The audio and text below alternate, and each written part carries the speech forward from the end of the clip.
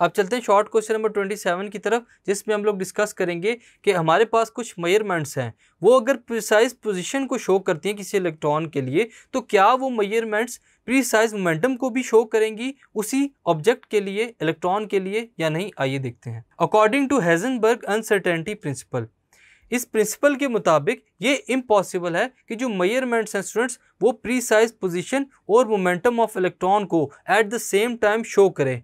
हमारे पास Heisenberg uncertainty principal जो है वो क्या शो करता है? डेल्टा एक्स पोजीशन को और डेल्टा पी मोमेंटम को, जो अप्रॉक्सीमेटली इक्वल होते हैं हेजनबर्ग कांस्टेंट एच के। Thus if one measurement is precise then other is uncertain. तो हमारे पास सेम टाइम के अंदर साइमल्टेनियसली दोनों मेजरमेंट्स जो हैं वो प्रीसाइज नहीं हो सकती। एट द सेम टाइम अगर हमारे पास एक मेजरमेंट प्रीसाइज है तो जो हमारे पास दूसरी होगी स्टूडेंट्स वो अनसर्टेन होगी।